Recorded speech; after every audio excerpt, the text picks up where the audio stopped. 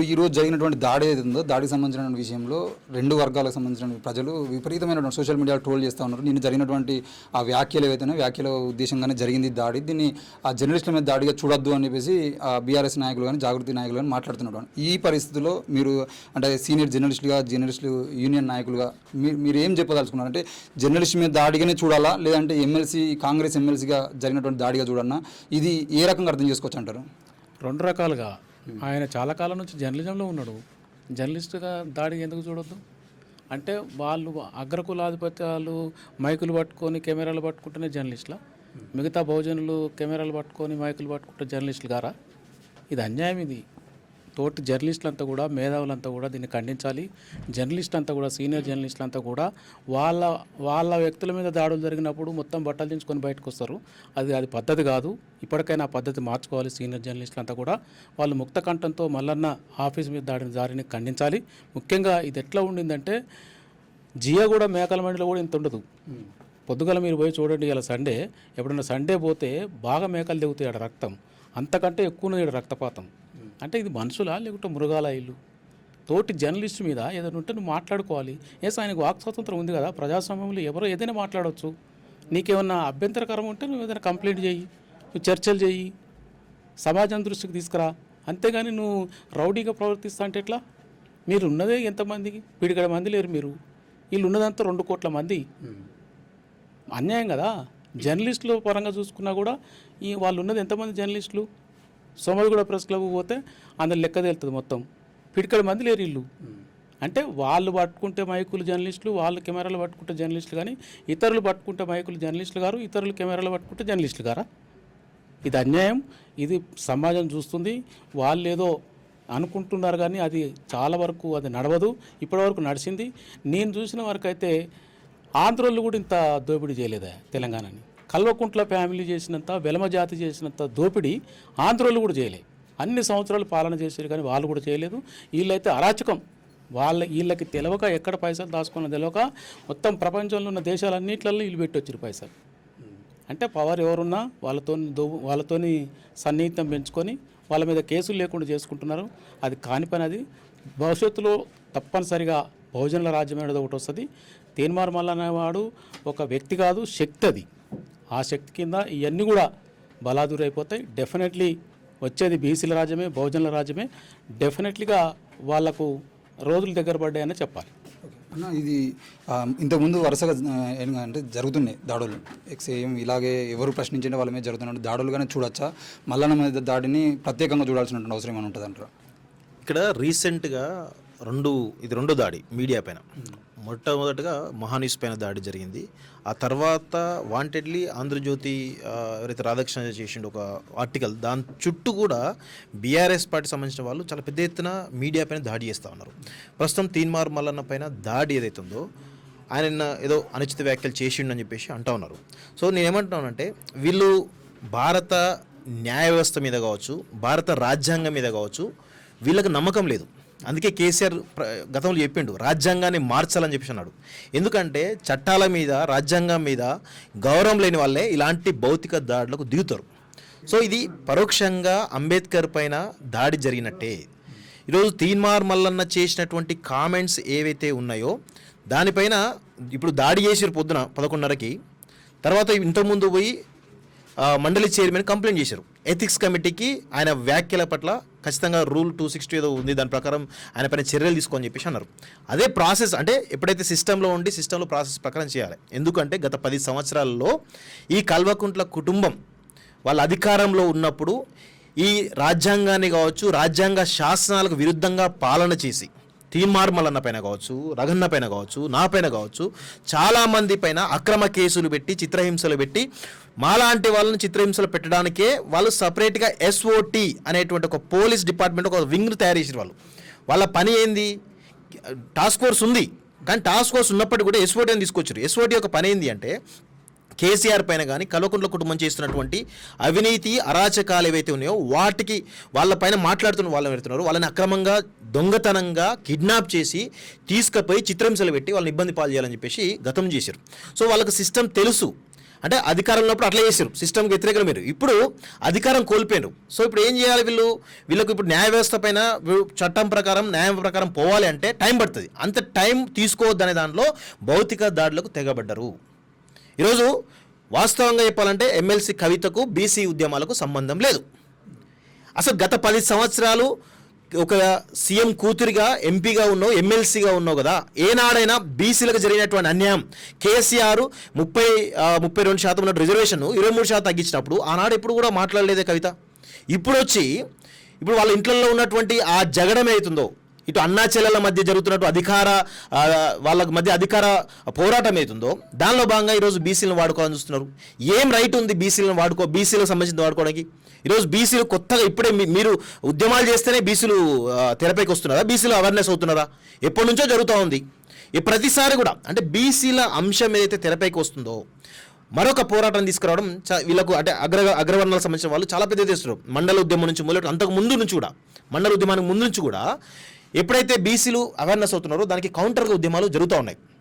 So ఇప్పుడు కూడా ఈ బీసీల ఉద్యమాన్ని కవిత వాడుకోవాలని దానిలో ప్రయత్నం చేస్తూ ఉంది. దానిలో భాగంగానే తీన్మార్ మల్లన్న పైన దాడి జరిగిందని చెప్పేసి ఈరోజు బీసీ సంఘాలకు సంబంధించినటువంటి బీసీ నాయకులు ఎవరైతే ఉన్నారో మేము అందరం కూడా భావిస్తాను. ఇది తీన్మార్ మల్లన్న ఒక్కడిపై జరిగిన దాడి కాదు, ఇది ఒక బీసీ సమాజం పైన జరిగినటువంటి దాడి. ఎంత దారుణంగా అంటే ఈరోజు ఈ క్యూనిస్ ఆఫీస్కి వస్తే మొత్తం రక్తపు మడుగులో ఈ క్యూనిస్ ఆఫీస్ అంతా ఉంది. అంటే ఎంత పెద్ద ఎత్తున రక్తపాతం సృష్టించరు.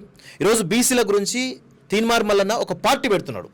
సో ఎక్కడ ఈ కవిత కూడా వాళ్ళ కుటుంబంలో విభేదించి తను కూడా ఒక ఓన్ పార్టీ పెట్టడం దానిలో ఉన్నది. ఈరోజు తెలంగాణ రాష్ట్రంలో ఒక పొలిటికల్ స్పేస్ను వాడుకోవాలని దానిలో ప్రయత్నం జరుగుతూ ఉంది, అంటే బీసీలను మోసం చేయడానికి ఇదంతా.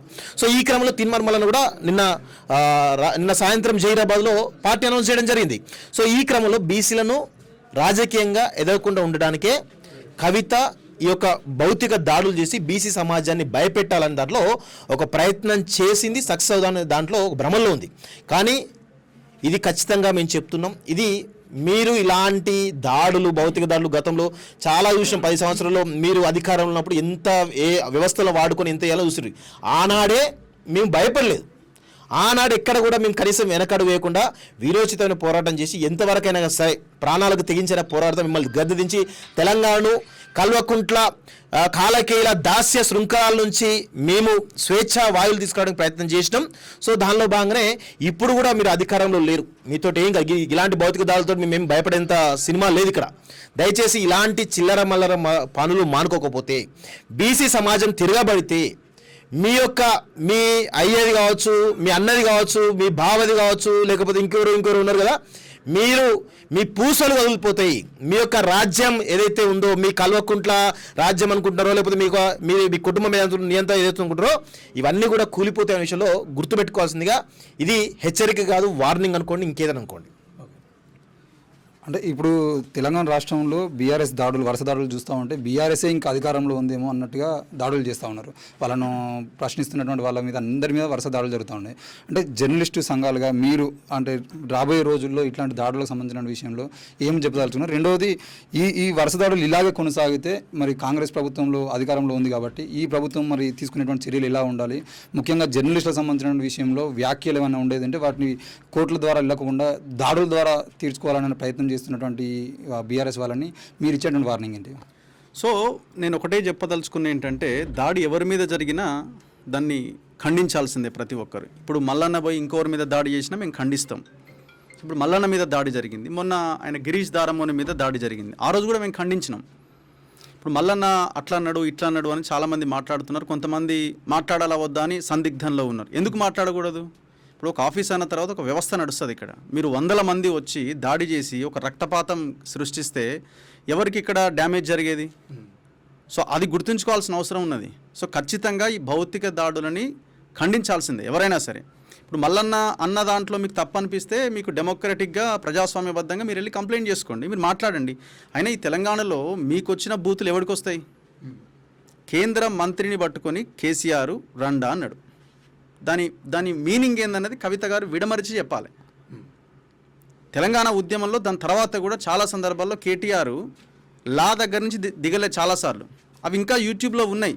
మరి దాన్ని విడమరిచి చెప్పాలి. మరి ఆమె తల్లి కాదా, మరి ఆమె మహిళ కాదా? ఎవరైతే లా కొడుక అని తిట్టిరో మీ కుటుంబం అంతా, మరి వాళ్ళ తల్లులు కాదా? మరి దానికి ఏం సమాధానం చెప్తారు మీరు? మరి కవిత అదే తెలంగాణ రాష్ట్ర సమితి అధికారంలో ఉన్నప్పుడు నేరెళ్ళ ఇష్యూ జరిగింది మీ అన్న నియోజకవర్గం సిరిసిల్లలో. ఆ నియోజకవర్గంలో జరిగిన మీ అన్న జరిపిన దాడిలో మొత్తం సంసారాలకు పనికి రాకుండా దాదాపు 8 మంది యువకుల్ని కొట్టిరు, 3rd డిగ్రీ ప్రయోగించారు.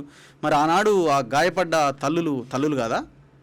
ఆ తల్లిదండ్రులు తల్లులు కాదా? మరి ఆనాడు ఈమె మాట్లాడిందా? ఫస్ట్ మీరు బీసీ అంటున్నారు కదా, బీసీల భూములు ఏవైతే మీరు కబ్జా చేసి బ్లూ షీట్లు నాటిరో కవిత గారు, ఫస్ట్ మీరు వాటిని ఆ బ్లూ షీట్ తొలగించండి.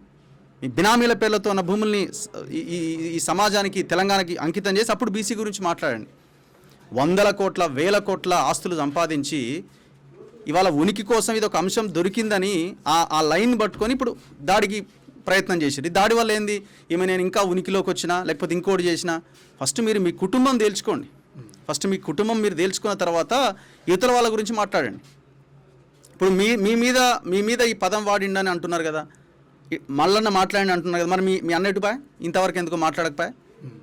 మీ తండ్రి గారు ఎందుకు రెస్పాండ్ కాలే? ఇవి ఎంతమంది జీవితాలతో ఆడుకున్నారు వీళ్ళు చెప్పండి. ఫస్ట్ మీరు సమాజానికి ఆన్సర్ చేయండి. ఫస్ట్ మీరు బీసీ అంటున్నారు, బీసీ సమాజానికి ఆన్సర్ చేయండి. ఇట్లా దాడులు చేసుకుంటూ వెళ్తే ఎంతమంది మీద దాడులు చేసుకుంటూ వెళ్తారు? అసలు వీళ్ళు పవర్లో ఉన్నారా, అపోజిషన్లో ఉన్నారా? ఇప్పుడున్న గవర్నమెంట్ వాళ్ళు కూడా చెప్పాలి. వీళ్ళు ఈ స్థాయిలో రెచ్చిపోవడానికి కారణం ఏంటి? గవర్నమెంట్ సైలెంట్గా ఉండడము, వీళ్ళు చేసిన అవినీతిని బయట పెట్టకపోవడము, ఎవడేం చేయలేడు మమ్మల్ని అనుకున్న దాంట్లో భాగంగా జరుగుతున్నాయి ఈ దాడులు. ఈ గవర్నమెంట్ కూడా ఆన్సర్ చేయాల్సిందే. సో సపోర్ట్ చేస్తుందని నేను అనను, కానీ మరి ఎందుకు సైలెంట్గా ఉంటున్నారు? ఎందుకు వీళ్ళని ఇంకా వీళ్ళ గురించి ఆలోచించట్లేదు? మేము ఎవ్రీడే మాట్లాడుతున్న భూముల విషయంలో అందరూ కలిసే ఉన్నారు దొంగలంతా అని. ఇప్పుడు ఇక్కడ అది కనిపిస్తుందేమో అనిపిస్తుంది నాకు ఓసారి చూస్తుంటే. సో అందుకే గవర్నమెంట్ ఇమ్మీడియట్గా స్ట్రిక్ట్ యాక్షన్ తీసుకోవాలి. ఎవరి మీద దాడి చేసినా ఇట్లాంటి దాడులని ఖండించాల్సిందే. అంటే మంచంపొత్తు కంచంపొత్తుకు సంబంధించిన విషయంలో ఇప్పటివరకు జర్నలిస్టులు కానీ మేధావులు కానీ ఎవరు స్పందించకుండా దాడి జరిగిన తర్వాతనే స్పందించడం హాస్యాస్పదం అని చెప్పేసి బీఆర్ఎస్ నాయకులు, ముఖ్యంగా జాగృతి వాళ్ళు చాలామంది సోషల్ మీడియాలో ఎవరు ఏ పోస్ట్ పెట్టినా దాని మీద కామెంట్లు చేయడం చేస్తాను. స్పందించమనండి, కేసీఆర్ని స్పందించమనండి, నా కూతుర్ని ఇట్లా అంటారని స్పందించమనండి, మా చెల్లిని ఇట్లా అంటారని కేటీఆర్ని స్పందించమనండి, హరీష్ రావుని స్పందించమనండి, ఫ్యామిలీలో ఫస్ట్ వాళ్ళని స్పందించమని చెప్పండి.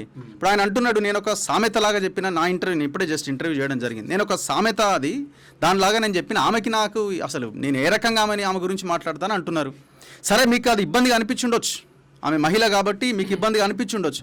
ఇంకొక పద్ధతిలో మీరు వెళ్ళి కంప్లైంట్ చేయండి, డెమోక్రాటిక్గా మీరు వెళ్ళి కంప్లైంట్ చేయండి. ఇక మీరు నోరు తెరిస్తే కాలు అడుగు బయటేస్తే ఇక లోపలేసుడు, అరెస్టులు చేసుడు, చంపుడు, దాడులు చేసుడేనా? ఎంతకాలం ఇట్లా నడుస్తుంది? దీని ద్వారా మీరు రాజకీయంగా ఏం లబ్ధి పొందుతుంది? నేను ఇప్పుడు చెప్తున్నా, ఇవాళ మల్లన్న ఆఫీస్ మీద ఇవాళ దాడి జరిగింది. 1.5 month బ్యాకే నా ఆఫీస్ దగ్గర వీళ్ళు రెక్కి చేయించింది. ఈమె 2 మనుషులతో ఈమె రెక్కి చేయించింది నా ఆఫీస్ దగ్గర. నేను దాని తర్వాత వాళ్ళ దృష్టికి కూడా తీసుకెళ్ళిన ఏం చేయాలనుకుంటున్నారని. సో మనకు అక్కడ సీసీ కెమెరాలు లేకపోవడం, ఆ మనుషులు ఎవరో తెలియకపోవడంతో మనకు తెలిసిన సోర్స్ అది వాళ్ళ దగ్గర నుంచి. ఈమె చేసే వ్యవహారం అంతా ఇట్లే ఉంటుంది. ఇవేంటంటే ఒక టెర్రరైజ్ చేస్తుంది, మొత్తం వ్యవస్థను అంతా టెర్రరైజ్ చేస్తుంది. వాడు భయపడాలా? ఎవడు భయపడతాడు తెలంగాణలో?